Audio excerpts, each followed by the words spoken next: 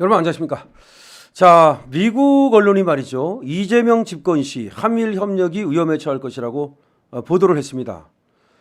지금 이 미국의 언론은 미국 지금 정가의 의도를 드러내는 것이라는 점에서 지금 미국이 한국 사태를 아주 우려스러운 눈으로 바라보고 있다는 것을 알 수 있습니다. 이 소식 빠르게 전하겠습니다. 구독, 좋아요, 그리고 댓글 부탁드립니다. 자, 이재명이 지금 대한민국의 대통령이 될지도 모른다라고 하는 얘기가 나오면서 미국이 촉각을 지금 세우고 있는데요. 더군다나 윤석열 대통령의 탄핵소추안 제1차 여기에 한미일 관계를 공고히 하고 그리고 북한과 중국과의 관계를 등한시했다. 이것이 탄핵 사유라고 적시했던 사실이 드러나면서 미국이 경기를 일으킨 거죠. 물론 2차 탄핵소추안 여기서는 그걸 뺐습니다. 민주당이 사실은 조국이 했던 걸 그대로 뺏겨와서 넣었다가 그냥 깜짝 놀라가지고 부랴부랴 그걸 빼고서 비상계엄 이것만을 탄핵 사유로 넣었는데 어쨌든 미국에 다 이게 알려졌단 말이죠. 어떻게 대통령이 한미일 관계를 돈독히 한 것이 그것이 탄핵 사유가 되느냐? 이건 뭐냐? 저 민주당이라는 당은 저 뭐냐? 미국의 민주당과 다르구나. 이렇게 지금 된 겁니다. 그러면서 이재명이라는 인물에 대해서 미국에서 이제 조사를 시작했고 상당히 위험한 인물이구나. 친북, 친중 인물이구나. 그래서 문재인 이상으로 한일 관계를 파탄낼 인물이구나. 그리고 문재인보다도 더 이 한미 관계가 상당히 교착되겠구나. 이런 생각을 하게 된 겁니다. 미국의 폴리티코 뉴스인데요. 여기서는 윤석열 대통령에 대한 탄핵은 인도 태평양 지역에서 한미일 협력을 통해 중국 패권주의를 견제하려 했던 조 바이든 대통령의 노력에 많은 영향을 줄 것이다 라고 이제 보도를 한 겁니다. 그러니까 바이든 대통령은 말이죠. 인도 태평양 지역에서 한미일 협력 관계를 통해 가지고서 이쪽에 안정화 이걸 기도했거든요. 특히 이쪽에서의 중국의 패권주의를 막으려 했거든요. 그런데 이게 지금 큰일 났다라는 생각을 지금 미국에서 하고 있는 겁니다. 탄핵 전국 속 이재명 더불어민주당 대표가 유력한 차기 대권 주자로 떠오른 가운데 그가 과거 미국과 중국 사이 전략적 모호성을 주장하고 한국이 대만 해협에서 발생할 수 있는 모든 갈등을 피해야 한다고 말했던 것에 주목하고 있습니다. 그러니까 지금 이재명은 전략적 모호성이라는 말은 미국 편 들지 말자. 미국과 중국 가운데에서 왔다 갔다 하면서 눈치 보자. 뭐 그런 말입니다. 하지만 이 말의 원래 뜻은 친중국을 말하는 거죠. 그리고 한국이 대만 해협에서 발생할 수 있는 모든 갈등을 피해야 한다는 말은 괜히 중국 측 편 들어야지 한국이 말이죠. 이 대만 쪽에 쓴다든지 내지는 양비론 쪽으로 가면 안 된다. 뭐 그런 말입니다. 다시 말하면 지금 이재명은 확실하게 중국 편에 서자 이런 얘기죠. 자, 그런데 이런 사람인 것을 미국이 알고 굉장히 우려를 하고 있다는 얘기입니다. 폴리티코 뉴스는 이렇게 말하고 있습니다. 이재명이 집권하면 바이든이 서울과 도쿄를 중재해서 이런 한미 3자 관계가 위험에 처할 수도 있다. 그러니까 바이든이 얼마나 노력을 했습니까? 그래서 한일 관계가 좋아졌죠. 그리고 한미일 관계가 좋아졌죠. 그런데 이게 다 깨질 수가 있다. 이렇게 우려를 하고 있다는 겁니다. 폴리티코는 취임 직후부터 한일 관계 개선, 한미일 협력에 드라이브를 걸었던 윤 대통령에 대해서는 한국, 일본, 필리핀과의 동맹을 통해 인도 태평양 지역에서 영향력을 구축하려던 바이든 정부 전략의 핵심적인 역할을 했다. 그렇죠. 바이든 외교를 가장 도와준 사람이 윤석열 대통령이죠. 한국, 일본, 필리핀과의 동맹을 통해서 인태 지역에서 영향력을 구축하려던 바이든. 그러니까 바이든은 한국과 일본과 필리핀과 동맹 관계입니다.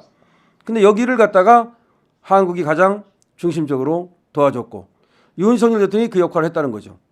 그런데 이재명이 차기 대선 후보로 압도적인 인기를 얻고 있는데 근데 이재명은 중국에 대해 매우 다른 견해를 갖고 있다. 이재명이 대선을 앞둔 2021년 미중 사이에서 한국이 편을 들 압박을 받지 않기를 바란다. 그러니까 미국과 중국 사이에서 한국이 어느 쪽으로 편들라고 압박을 받지 않기를 바란다. 다시 말해서 그냥 우리는 미국 편 안 되겠다 이런 얘기죠. 또 대만 해협에 관한 과거 발언도 역시 또 확실하게 중국 쪽에 쓰려고 했던 거. 이런 것들을 이제 미국에서 확인하고 있는 겁니다. 이재명이 이런 사람이었어?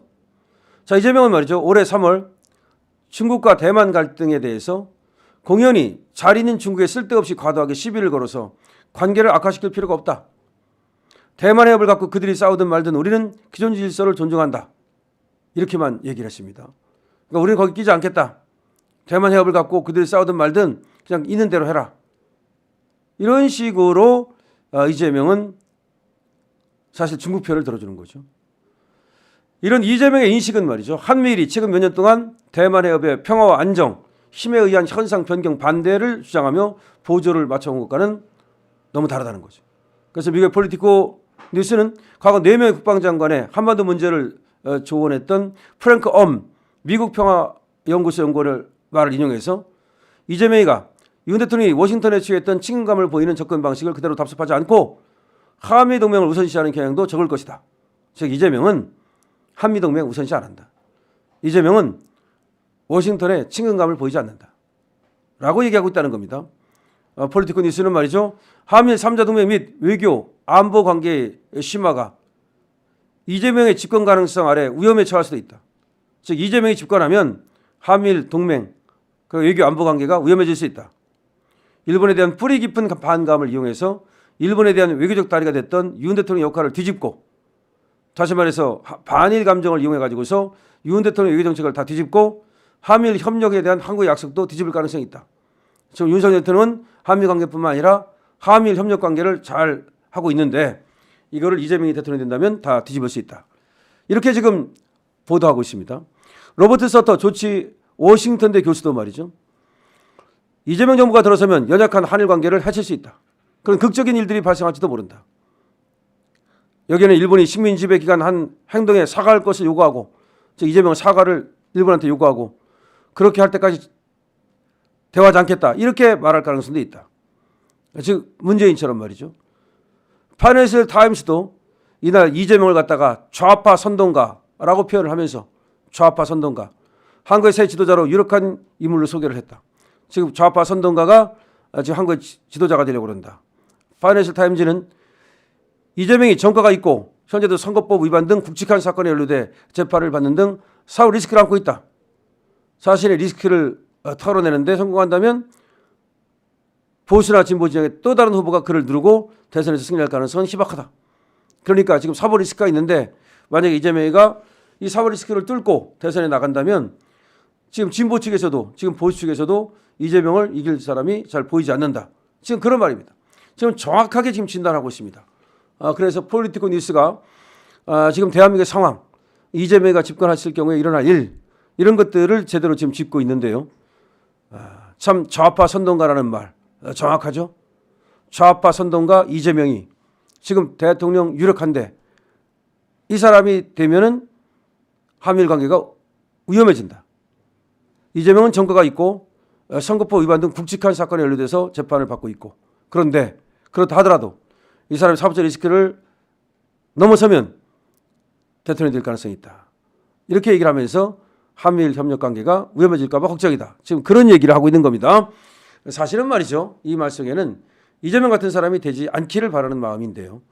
어쨌든 우리나라에서도 지금 윤석열 대통령 탄핵 이것이 기각되고 그리고 차기 대선 주자가 좋은 사람이 나오기를 바랍니다. 이재명은 물론이죠. 사라져야 되겠죠.